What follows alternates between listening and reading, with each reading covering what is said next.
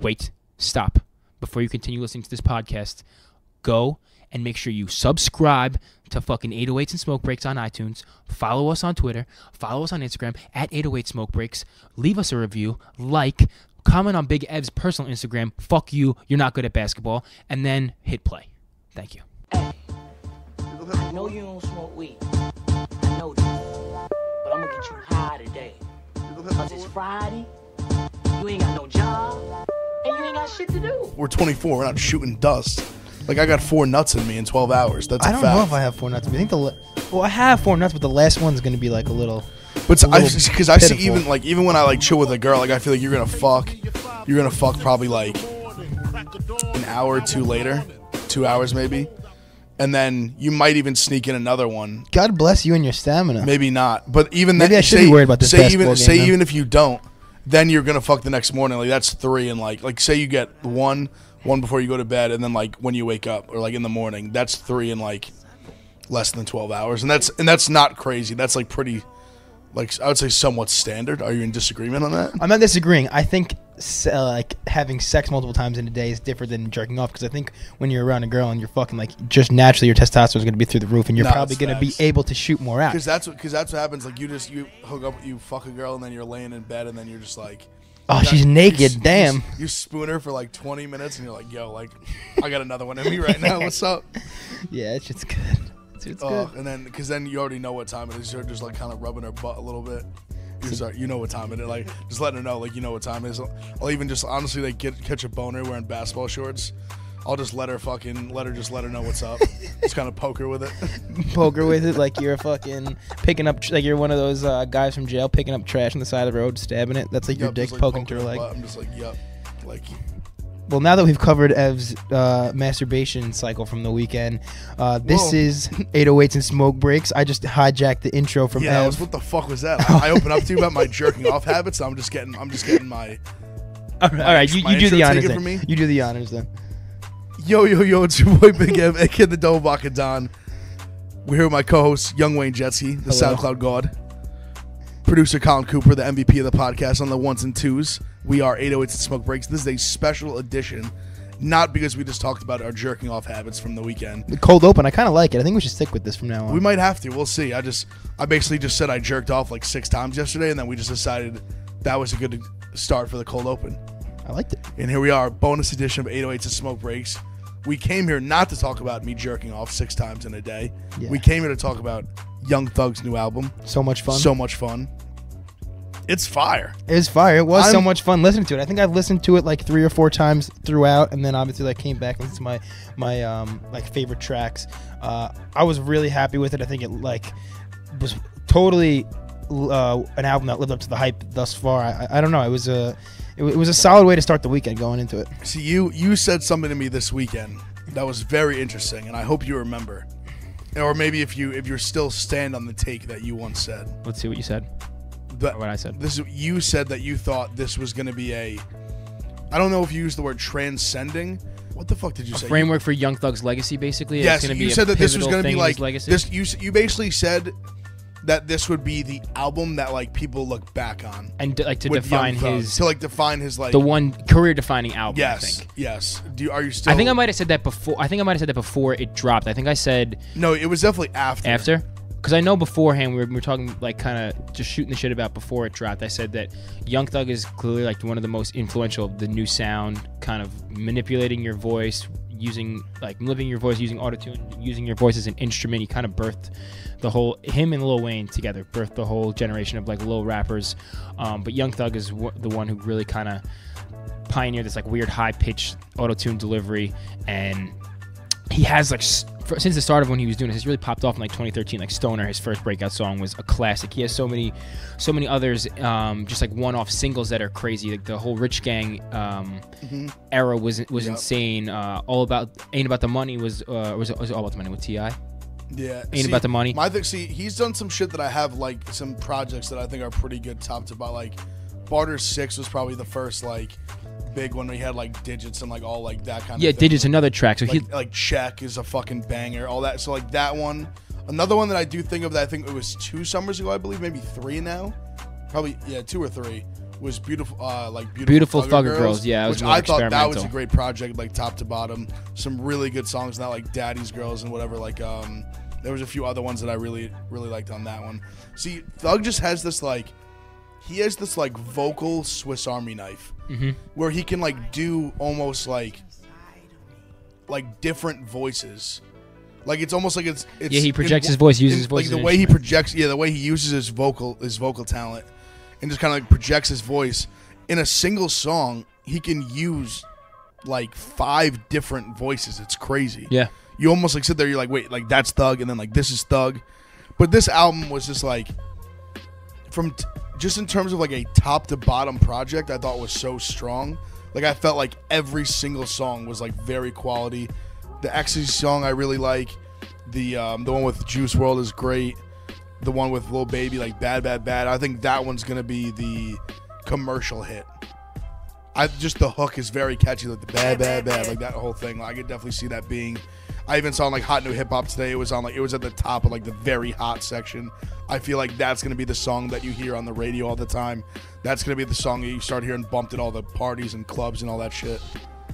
I think he's got because it was funny because you was saying that you thought this was gonna kind of be like his career defining album, and I'd already like I do remember it being after, because I remember thinking, I was like, damn, like that's a very hot take, but at the same time I was thinking, I was like, it's a great project top to bottom. Like I've really enjoyed it. I think that it could be career defining in we'll see in a year or so time, because I don't think that Thug is necessarily, like we said, Barter 6 was a great album. I mean, I wasn't too keen on his early work project wise. Singles obviously I thought were fantastic. Like Slime Language 3 I think was one of his best album outside of this. But before that, I know he had like the compilation album I think 2 years ago with Future was good. The Super Slimy. Yeah, I really like that album. I'm talking about the one where when he first announced like the YSL label, so he kind of released a project just with him, Gunna, Lil Keed, all these guys he kind of like brought out, and it was their like breakout into the industry. And that was supposed to be, initially people thought that was going to be just a Thug project. So people have been kind of disappointed with Thug's albums, at least from what I've seen, because he never has had like a chart topping album, like I don't believe like a top 5 or top 10, maybe top 10, but top 5 album. And this is, I assume, in a week's time, this will probably be in top 5, top 10. I just think this is the most cohesive thing he's put out, and like front to back, it has the most songs that I think have like hit potential, have like top single potential, and he didn't really go crazy on features on this either. I mean, he kind of just stayed in his camp. There's a good amount of features. There's a good amount, but it's a lot of it's YSL features. It's a strong list of features though. Yeah. I mean, we've got like Quavo. I actually really enjoyed. I don't think we've ever spoken about Nav, but I'm actually am a fan of Nav, and I did like that song. I miss Nav's like old shit. Rack. What he say? Ever since tap feel like the brown boy back. Yeah, that shit's hard. I'm a big Nav guy. I like Nav a lot. I thought that song was really good. See this thing? It already has probably a platinum single in the London. The London's like the last. Platinum. I mean, that's like just a smash hit. But I mean, to me, like when you going back, when you said like the Transcendent thing, I definitely started thinking deeper about it, and I do think there's a chance when we look back on this like 10 years down the road, that this could be his best project, like one to the bottom, like top to bottom. I think for now it 100% is. What else could you even put in the conversation of Thug's projects that were as good as this? I would say like you would say like Barter 6, like the Beautiful Thugger Girls, like Super Slime 3 or whatever. What is it? Slime I think 3? The only one that could really like rival this in terms of like, I don't know, in terms of straight up quality is probably either Slime Season 3 or Beautiful Thugger Girls. I like Jeffrey, but Jeffrey was I might just say Beautiful Thugger Girls because I think it's super experimental, and I liked how different he was. He basically had like the first trap country song, first like critically acclaimed trap country song with Family Don't Matter on the Beautiful Thugger Girls album, but it didn't get the greatest commercial success because some people didn't like how it was less of a rap album, more of like a singing album, like trying different vocal melodies on different styles of beats. I think Beautiful Thugger Girls is his best album, like as a work of art next to this, and I don't know. I think So Much Fun is like leaps and bounds above Beautiful Thugger Girls. No, I do too. It's just phenomenally produced top to bottom. The lyrics are top to bottom. The vocals are just fantastic. Like it really is just a great project, just top to bottom. And I think what this album kind of does for like him, I think it was kind of goes back to what we talked about in the last episode when I was trying to talk about like Trippie Redd and how like putting out kind of like, I'm not gonna call it the exclamation point like a dub album, but putting out a very like album, I think it's just like that's a lot of what Thugger I felt like was doing for the majority of his career. My thing with him was I don't think he was putting out, but he was putting out such like good music along the way, like with the singles, and every album always like he's had like generally like really good projects. So I think like the younger rappers can kind of take take a lesson from this, because you see someone like him who's been in the game so long, and if we're saying in our opinion is just now putting out maybe his best project top to bottom, I think that should say a lot to them. Like, yo, like just because you've made it doesn't mean like the quality should just go down now because you're just like a big rapper now. Yeah. Like if you want to stay relevant and stay like as big as Thug has gotten and stay like get as big as he's become, this is what you do. Like you put out a quality project when you've been in the game for 7 years or however long he's been like big time. Yeah, I think it's always good to put out a quality project, but I think to put out that like next level, I hope this gets nominated for some type of, I guess I don't know if I would say Grammy. I guess Grammy or for best rap album, or I hope it's in the contention for that. But maybe it is like you need to be putting work to be able to put out something of that quality. I think you should always like strive to put out something that you hope could be Grammy nominated. But like Trippie Redd, you think Trippie Redd handed in that album? Was like, this is going to get nominated for a Grammy. Like, there's no way he thought that. He thought that, in my opinion, because I know he probably is very cognizant of what he's capable of. And I think like this is Thug might have thought this thought something like Beautiful Thug Girls could have gotten nominated for a Grammy, but it just wasn't the time maybe for that experimental of sounds. And now it seems like it is, even though So Much Fun's not as experimental. I just think that this is the perfect time for him to put out this album because it's obviously, I mean, this anytime would have been a good time to put this out. But I think also with the like explosion of Gunna, Lil Keed's kind of coming up too, and a lot of people said that Young Thug just signs people that sound like him, which may be kind of true. He paved the way for these guys and like made these little pockets and flows that they can now adopt. But it also allows him to take his own artist, put him on a project like this. He has 2 or 3 songs with Gunna on this. Another with Lil Duke, who obviously is signed to YSL, his man for the jump. Another one with 2 with Lil Keed, I believe.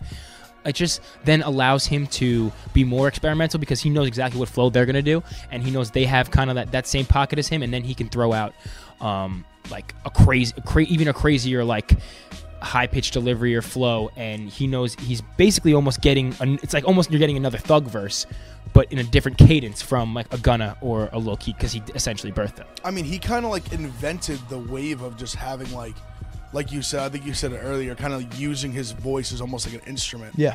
Like I feel like he was kind of the first person to really like blaze that trail of using all these different pitches, all these different cadences, and literally using like that flow and just like all his range of vocals. There's a couple songs on here that when he was rapping, I thought had features on it, and I was like, wait, that's still Thug? Because that's what I'm saying. It sounded like a Lil Keed or it sounded like a Gunna. It's like kind of key to reestablish that point. He just has so much like versatility in his voice. Yeah. He can just like his range of pitches is just so strong, and just the way he's able to like use them in different ways on the same song. I feel like no one's really done it to the level that he has. Yeah. In terms of just like using all the tools in his toolbox. And he's really bossed up. One, it's funny that he has so many features from people in his camp in this album, because one, he's not going to obviously have to pay these people for features if they're signed to YSL. Nope. And 2, this album's going to sell like crazy. It's all going to like come to Thug, and I feel like this really helped, like signing other artists and like signing Gunna, who's a fucking star now. Lil Keed's, I think, going to be the next one up out of Atlanta. Signing these other artists and watching what songs take off for them and their styles, and like how he is the king of like this little, it's like we're saying like the high pitched delivery, like smooth flow. He's almost able to say like, all right, this Gunna song popped off, I'm gonna make a song kind of like this and put Gunna on it and put it on my album. So he's getting revenue streams not only from these different artists and their one-off albums that are signed under his label. He's able to put, I'm sure some of these songs would have been on the project Lil Keed just dropped, Long Live Mexico, or one of Gunna's projects, and he was like, no, we're holding this onto this for my album. And you know, he's just going to continue to win for the rest of the year. I love how Thug is bossed up and went from rapper to label CEO, and the people under him are fucking winning as well. It's awesome. I'm telling you, it's funny you mentioned before kind of how we've said like Lil Wayne was kind of the first person to kind of like motivate and like pave the way for like this whole young group, and then Young Thug's kind of like the 1B, and it's almost kind of become, even like as it like time moves on, I think Thug is gonna really like evolve into that role, because I even think if you look at Thug, he's kind of taking like pieces from Lil Wayne's blueprint. Like Lil Wayne kind of did the same thing, maybe not the same sounds, Yeah. but he did the same thing with the Young Money tapes, with having Drake and Nicki on all his shit, fucking Twista and like Gutta and like all these dudes like back in the day, like what the fuck? There was all these dudes like.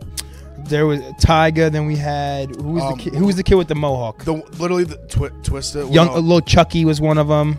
There's literally Lil paused. Twist. There's one in my head right now that it's driving me nuts. Probably Lil Twist, Mac Main. Mac Main. No, who the fuck? Jay Mills. Oh yeah, That's who the fuck. he had the Green Goblin track. Yes, Jay Mills. Hames like knows him. I know some people that know him pretty well. So I mean, yeah, that was. Yeah, Thug's kind of following that blueprint where it's like establish yourself, be a superstar, but then also a key part of like following that Lil Wayne legacy is getting someone else underneath you and building up another superstar as your successor, which he's doing with Gunna. And like I said, Drake had Wayne Wayne had Drake and Nicki, which is like, I don't know if anyone's ever going to be able to find two stars like that, like two male and female counterparts that can basically branch off and become bigger than, I guess, the master himself, Wayne.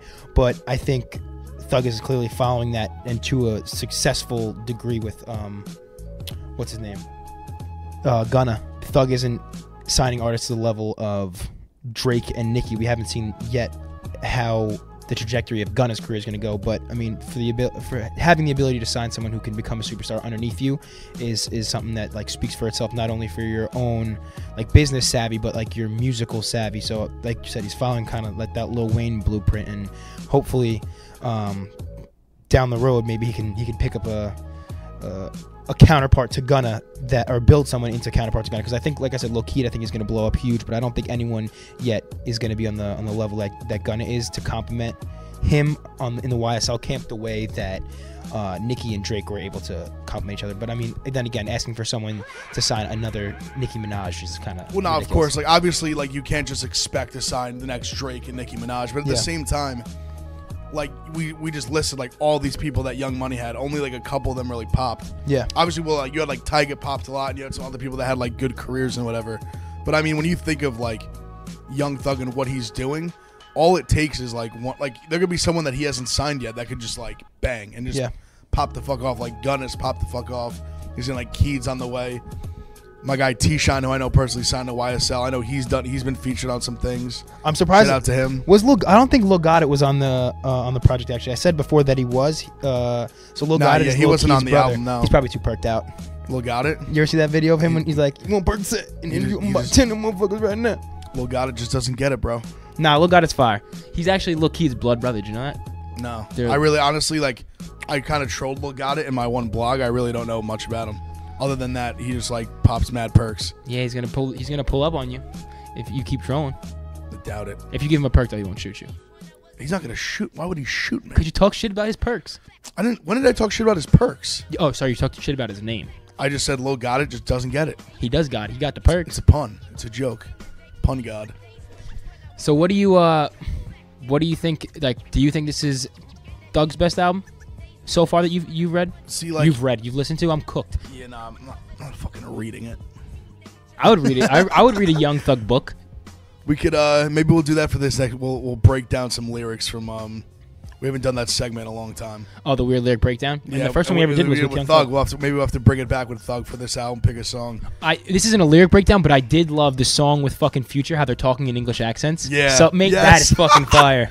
That was really cool. It reminded me a lot of the track, not just that kind of like ad lib part. Reminded me of the beginning of Wells Fargo from the Dreamville album. If no one has heard of that, and obviously we're talking about Young Thug's album, but if anyone has not listened to J. Cole's Revenge of the Dreamers album, listen to that, and there's one track called Wells Fargo, and it was supposed to be scrapped. It's like very much like an impromptu freestyle, like weird track. It's Guap Dad 4000, Buddy, and I think JID. But in the beginning, they're like talking in English accents. They're like, "Oh, can you please pass me the bazooka?" And they're like saying all this weird shit about like guns and shit in an English accent. It reminded me of the Future track. That was pretty funny, and obviously Future came through on his verse and delivery. Not gonna lie, when you initially said Wells Fargo, I literally thought you were gonna say like an English accent from a Wells Fargo commercial. I was like, I don't remember that one. Could have been. I don't know. Maybe that's how they got the English idea for the Wells Fargo song on the Dreamers album. But I don't know. I feel like we covered all the bases. Do you have a a select final track? Because I want to give my final track, my final favorite track. Do you have like a final? It's tough for final me favorite? to pick one. I guess I would probably say either like the Juice WRLD one, Mannequin Challenge would definitely be in the top. I'll give like 3. That Mannequin Challenge and Juice WRLD is one of them. Obviously not in order. Bad Bad Bad is definitely. I just think that's such a hit. That's the one featuring Lil Baby. That's featuring Lil Baby. That's just a smash. There's actually a song after that one called Lil Baby, and that's which my is favorite. also very fire. So I was gonna say like that one would be in my group too. I'm gonna extend and give 4 because I also like the Ecstasy one. Ecstasy, a very, very, very strong album. I love Very the strong Ecstasy song. one. I was intrigued to see, like, not to try to be some fucking Young Thug hipster, but the 2 songs that I like the most aren't the ones that have stars on them. So, you know, maybe I'm really in the know. You know, the Apple Music gives you like tells you what the most played. Those are usually the ones I'll listen to first, even though whenever you do it when like an album just dropped, it's just always the first like 2 or 3 3, or 4 songs. I pay attention though. I think though the hardest track Burped is. to the mic. I just burped like a motherfucker. It wasn't me. Nah, it was definitely me. Yeah, my favorite track though was Lil Baby, which comes after the song With Lil Baby. featuring Lil Baby. I just thought it was super melodic. I could totally see that on played on the radio. Like I could listen to that chorus incessantly, like over and over again in my head. So I thought that was a dope ass track. But I doubt that song's gonna get radio play just because it's like, even if you look at the ones with like the most played ones from the album, it's that, I guess I can kind of tell you what's gonna get radio play. I feel like the one with Lil Baby's probably gonna get a lot of radio Bad, play. Bad, Bad. I'm telling you, that's gonna be the hit. That's and the hit. the one with I think Uzi might get. I forgot about that one. Is great too. Yeah, what's the move? Is what it's See, I like too. He didn't do like some fucking like 20-minute album. It's like an hour of music. Yeah. What is it? 19 songs. I believe. I think it's 19 songs, an hour and 2 minutes. Yeah. I've got a good memory, bro. I remember You this do. shit. Numbers. But I don't think Young Thug ever has really skimped on a project like song wise. Like I'm looking back now. It's more just Super going, Slimy was 13 songs, 41 minutes. Beautiful Thugger Girls was 14 songs, 57 minutes. Jeffrey, 10 songs, 42 minutes. So he never really skimps out and just puts out like but it's just 1 the minute way songs. the streaming just keeps going in the direction it is. Yeah. I'm just waiting for like more people to put start, out shorter albums. like putting shorter albums, like shorter songs, which he hasn't done either. Yeah. Longer albums, longer songs, which as a fan you have to appreciate. Because he doesn't need like the gimmicky, Like yeah, he doesn't need hard he knocking doesn't 1 need to, minute like, 30-second abrasive like ignorant trap. Yeah, he shit. doesn't. I mean, he doesn't need to like milk like streaming. Yeah. Fucking like streaming money. Like he makes plenty of money. Like he knows any album he puts out, any song he puts out is gonna get streamed a fuck ton. And he actually has another album coming out like pretty soon. Really? The Super Slimy 2. It's gonna be like him, Future, Lil Baby, and Gunna. That's gonna be crazy. That's a Mount Rushmore right there. That is like Atlanta, like right now. That's like the two starters of like the Atlanta like that. I hate using the word mumble rap, but it's just like the only way that people like categorize it now. So it's almost like you have to say that so people understand what you're talking about. That shit pisses me off because people. I know don't because understand what they're the not mumble real. is. Like Future, even like you can obviously call Future two of them- and Thug do kind like it's just like, hard to they decipher do their lyrics mumble at times, but it's like because they're from it's, the south. It's just a flow. Yeah, it's just a flow. It's just like that southern like accent, that southern. See, living in South Carolina for a year and a half, and like especially going to a state like a state school in South Carolina where you're, let's just call it is. There was a lot of black people there. Yeah. And Southern black people, they have a dialect. They have this. See, what it is, and I hate that. I was glad I was able to live there and able to like process it like for my own without having someone like tell me or anything. You realize that like there's this really bad like stereotype that it's like they try to like, because the way they talk the way they do, they'll try to like put down like Southern black people, and like they make it like it's like their brain is like slower, and like that's like they're just as smart as anyone. What it really is it's just the lazy talk. They just have a lazy like way of talking, and people just take that like it's like they're dumb. Yeah. And it's just not the case. Like I think that's everybody down south too. They kind of slur words, like mix words together, like or the end of the. There's no definitive end to one word and the start of the other. It kind of flows everything together, which is kind of how these guys rap. And also, when you're like crooning and doing this half singing thing, you can't pronounce every word because it'll fuck up the auto tune you're using. It'll fuck up the pitch correction or like the dynamics and like the sonics of your voice. You need to keep the same pitch when you're going. So some words are going to be flown together. And you're not going to hear the definitive end syllable on every word. That's what I was gonna say. It's like it's more about flow and sound. Yeah. Like that's in the pitch, like you said. Like that's what it's really about, and that's what they're going for. So I'm excited to see the two legends and then the two newcomers that everyone has kind of crowned, like Gunna and Lil Baby, as the two like the next up kind of what they did. Yeah. And I mean, they've even both said it themselves, like them two. They are like the guys. There's some beef surrounding this album, though. Did you hear about that? No, what is it? About So Much Fun. So YFN Lucci. That he said he fucked Young Thug's girlfriend. He did. So YFN Lucci and Thug have had some beef in the past like 2 or 3 years. Just over like typical rap shit, not really liking each other. There might be deeper issues than that, but I know Lucci posted a photo of Young Thug after Young Thug was arrested at Lenox Mall and like said some shit about him a year or so ago, maybe a little bit longer. And Thug posted a video probably a couple months ago, like basically saying he'd slapped the shit out of Lucci and Sauce Walka. YFN Lucci actually was dating Lil Wayne's daughter for a little bit. Fun fact. They're not dating anymore. But then when the album came out, obviously it was getting critical. It was critically acclaimed like by all these rap blogs and rap outlets. And YFN Lucci put on his Instagram story, cap ass album, like saying that album wasn't all that. It wasn't that great. And then he said that he fucked Young Thug's girlfriend. You saw what Thug said? He was like, you would have been killed. Yeah. And Thug also, I don't know if you saw the most recent thing, Thug like found out where his car was at, where he was parked outside a mall or some shit, and Thug drove up, like parked outside his car and took a picture of Lucci's car and just wrote nice car and put it on his IG story, like, I can find you anywhere, I can get you shot. And then Young Thug's girlfriend was tweeting shit about, like, imagine like this man who you've never fucked, you've never had a relationship with, is like constantly like talking down on a woman, all this shit, like basically saying this guy's just like harassing her. So I don't know how this is gonna end, but Young Thug is 100% with the fuck shit. Yo, no, that is a fact. I don't, even though he dresses in fucking like women's clothing sometimes to wear a dress. You ever hear he said in the album, he said I had to wear a dress because I had the stick on me. Yup, keep that hammer under the skirt. He had to have an AK underneath that fucking dress. Yo, so I don't know. It's very interesting to see how this is gonna turn out. I'm here for all the rap beef. I'm here with any and all rap smoke. And you know what's stupid on Lucci's part? If he really hated the album, I mean, I guess you want to speak out about it. It's just like drama. We all know drama in the rap game boosts album sales. It always has, always will. This is just going to make his album stream more, and you're going to be even more butthurt when. I'm not saying that you're a butthurt guy. I don't want any. I'm just stating I'm making a blanket statement about what's going on. I'm not taking sides in this, because if I ever run into either of you, I don't want to get shot. But just like doing that's going to draw more attention to the album, and you're going to get more pissed if it's going to end up selling more units than it would have had you not spoke out. I'm just going to come right out. I'm on Thugs. I'm Team Thug. All right. I don't give a fuck. And I fuck with Lucci. Like, he actually has some songs. He has the one that came out a few years ago with, like, no, I'm with Thug too. I don't think it was a cap ass album. I thought it was a fantastic album. He has the one song with like Migos that came out a few years ago. I just don't want to get shot. That he has the one he's like, I'ma fuck your hoe and pay your bills. Like, that shit is so fire. Do you think he was talking about Young Thug's girl in that? He might have been. Shit.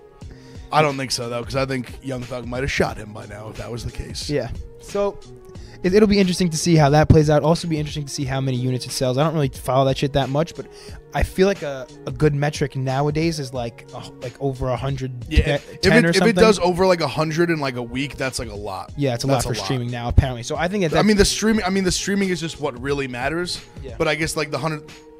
So when they say that, for example, like the 100,000, like, is that like actually like buying the album, or is they saying the streams are equivalent to so that? They always give a stream sold like 110,000 units, and then they'll say which converts to blank streams. Real copies sold, like hard copies sold. But how they I equate thought that was really what it, like, they're saying it equates to that real copies sold, I thought. Yeah. That's what it is. And they also give you the number of pure, like, normal like album raw sales. Like people who went to iTunes and bought it. But like that number doesn't really matter because no one's doing it. I remember they said that with Abe Boogie's album, that it was like less than like 1,000 hard sales, but the streaming numbers went like berserk, so it doesn't even matter. Well, because I don't know if like real sales, we got to do an episode where we break down like how the streaming works or some shit like that, because I don't know if the real album sold means that someone via streaming means someone has to listen to the whole thing, because there's a lot of people who probably don't listen to the whole album, but I'm sure they count each individual stream from each individual song as a total stream. So I guess if it equates to like, say, like if it was listened to for, yeah, I don't know. That's weird. I don't know. We're gonna have to on Wednesday when we record again. I'm gonna do some research and we're gonna break down exactly what the streaming metrics are, what it means, so that like when we have these conversations, it doesn't just sound like we're giving numbers that we have no idea what they mean. So I'll make sure on Wednesday we'll do that. But I think what it is if an equivalent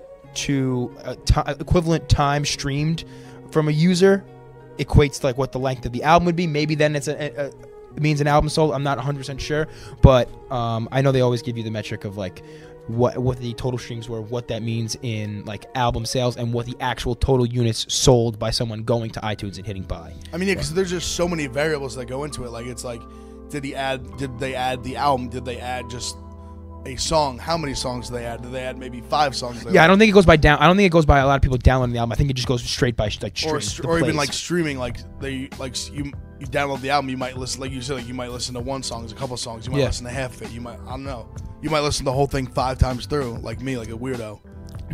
No matter what artist is getting paid, like the labels still are definitely just like, now that they figured out streaming, are just raking in cash. But I don't even know how you can change the monetization if you're an artist. Like what leverage do you have to say that they need to change like the payouts and stuff? I don't know.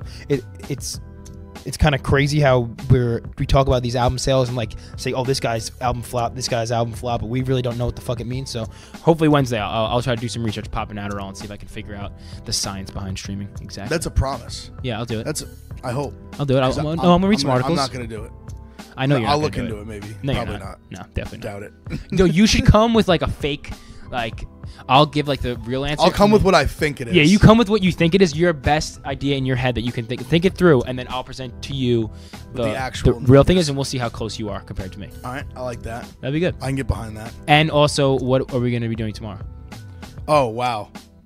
Tomorrow, I guess, whenever you're listening to this, we'll be playing one-on-one basketball very, very shortly, and I will be cooking Wayne Jetski. No, you won't be. He'll be paying half my gambling debt, which is increased significantly. Yeah, what is the number at right now? Because when we first did it, it was like $300. Well, 300 was half when we last talked about it. What is half now?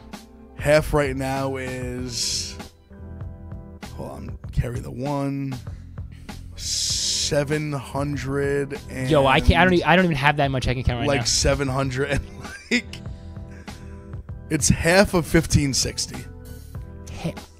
Dude, so I can't do that. 1780. No, 780. I'm moving into a new apartment in a month. I have to pay rent. Like, this is so beat me. I'm going to beat you, but we might need to change like the rules of this shit, because this is fucked that I'm not getting fucking $700 if I beat you. And we also need to address that Jetski tried to save me over the weekend. We agreed that we were playing to 11. He is trying to buy ones. He is trying to say that 3-pointers don't count as 2. If you're playing to 11, preposterous. If you're playing to 11, it's too short of a game. No, it's not. Okay. Whenever I've played basketball, can we say for the record that producer Colin Cooper is agreeing with me? Yeah, another white kid from the suburbs doesn't know what he's talking about. So are you? Like, what do you mean? You don't know shit. Yeah, but I know how real basketball is played in the streets. No, I do. I'm street certified. I do this. I don't think you do, because you think that in a game to 11, twos count. Twos do not. Yes, it's all ones. If you play 16, then it's ones and twos. I mean, because probably you then play 16 ones and twos. You and all your boys probably couldn't shoot. Like, that's like you either play 16 ones and twos or 11 straight by ones. Jetski is trying to cut me off at the knees. He's nervous. I'm going to beat you anyway. I'm not nervous. 11. We played 11 ones and twos. I mean, you're not. How are you going to be able to dribble around me or past me? Like, what is your game plan? Just you'll see. What is your game plan? Like, I'm going to check you the ball and then be up in your mug, and then how are you going to? You're telling me you're a shooter. Be in my mug. That was. I'm not going to back you down. You're telling me you're a shooter. No, I'm a lethal scorer. Lethal scorer not now. a shooter. I'm a lethal scorer. How? I take the ball and I put it in the basket. Unless you're like the world's best, like granny shot, like behind the back, fucking over the head shot with like no, like not looking at the basket, and you just have some like inept spider sense that you can throw it in, then. Maybe you'll win, but that's not happening. Let me kick it to you like this. This is what's going to happen. He was telling me this weekend, he's like, you don't understand. Like, I play with ballers. You were drunk. I really play with ballers, I Jetski. do. You don't know. Like, who did you play with, dude? I played with Division I players. Okay, so did I. When? In 10th grade when I was on JV and had to practice against the varsity as a body. I got dunked on a couple times. I was in 10th grade. A couple guys played D1. And I played JV. And when I played against varsity, they were out there winning New York State championships. Did you win a New York State championship? Fuck no. Then I don't care. Football. Then what does that have anything to do with your basketball ability? That's because I cared more about football. I stopped playing basketball after my sophomore year. Okay, so where does the state championship come into your basketball ability at all? I played with state champions. Okay. I played with people that played in the NCAA tournament. I played with NBA players. Who did you play with that's in the NBA? That is a fucking lie. I played pickup. Just shut the fuck up! NBA players? Who? I have played pickup at Erie Street with Clanthony Early. That's a fact. were you at the same court as him, or you played with him? Were you like, oh, he's on the other court running, or you were just sitting on the corner like watching and they didn't pick you? We were they didn't standing want on the fucking same court. dumbass in their team. We were standing on the same. Okay, court. so you did not play with him. Yes, I did. No, you didn't. You played in the same park as him at one point. You did not play against him or on his team. We played together. No, you did not. You played fucking together. liar. All right. Well, regardless. Clint. I mean, that dude played for the Knicks. He played. He was a Final Four most outstanding player. Okay, that's fine. He's great. You didn't fucking play with him, and that doesn't make you any better. I'm now because you're pissing me off. I'm gonna smoke you, and then after I beat you, I'm gonna challenge him to 1-on-1.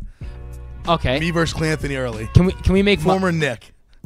If I win though, you have to like refer to me as like the king of basketball for the next month in the podcast. No, I'm not doing that. Yes, the king of basketball. I'll come up with a cool. I'll do that if you actually pay half my gambling debt. I'll come up with a cooler name that you're gonna have to refer to me as. Like a king of basketball is kind of lame, but I'll think of a cooler, more street name. So what's the amount we're setting? Like how much of my gambling debt are you paying when I beat you? I can't bet. First of all, you're not gonna beat me. I'll do $500. Fuck, I don't even want to put in. Yep, 500. I didn't say anything. 500. Dude, I can't afford to do. Like, I know I'm not So going to lose, but this idea of owing Ev $500 for So beat me. like this is such a win-win for him. Like, I don't win at all in this. It's awesome. I'll give you 300. That wasn't even half my gambling debt. Okay, I'm not getting anything if I win. 350. Like I need that. I maxed out this week. Yeah, no shit. I lost $1,000. I'm That's not why a the degenerate amount went up gambler. A lot. I shouldn't be like fucking. What's it called? Punished for like not having a vice that he does. But you should. I'll do 350. You should be punished for not beating me in basketball. I'm going to beat you in basketball. I doubt it. Yeah. So so make it 500. 500. 350. 4. If it's 500, then you're getting it in monthly installments. 4 flat, and I get it in a lump sum all at once. No way! I have to pay rent literally next month. There's no way I can. Rent sucks. I've been paying it for a year. It's awful. Yeah, I know that. How am I gonna? Then I'm gonna have to factor in another $400 to that because, fuck it, no, you're not gonna beat me. Whatever, 400. And we're paying to 11. 2s, 3s count as 2. Okay. All right, deal. You're fucked. I'm not fucked. I wish it was like I just would play $400 straight up because I would smoke his ass and take his money. I would pay for $1,000 if it was the winner takes $1,000 because there's just no incentive for me right now. That's not what we talked about. I know, this is why it's bullshit. You proposed it. You brought it up. You literally, I just said I was like, I'll beat you, and you were just like, yeah, because at the time, half of your gambling debt was $300, and now it's fucking $750. Well, it was over 3. Whatever, it was 350. I think it was even. I think at the time it was like 8, and you said a little. We brought it down to like a little less than half, and then I paid like some of my debt last week, and then it increased by about 1,000.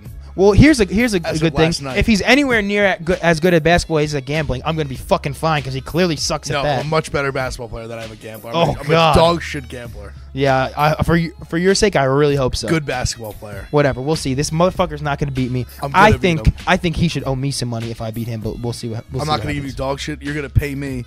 And I can't wait on the next episode to talk about this after I see how the game went and I just beat you and there's all the listeners who just laugh at you that you lost to some 5'10" fat fucking basketball. I'm not going to lose to you in basketball. Yes, you are. Okay, I'm glad that you're very confident because you have nothing to lose. We'll see you next week. We'll see you this week, later on this week after I beat Jetski and he's in the hole. Yeah, it's not gonna happen. But before you go, make sure you download, subscribe, follow, rate everything. 808s and Smoke Breaks on Instagram, on Twitter. Make sure you unsubscribe and resubscribe. Make sure you resubscribe though. Do not forget to resubscribe. Finish subscribed. Yes, finish subscribed. Yeah, that's the way to do it. Yee. See ya.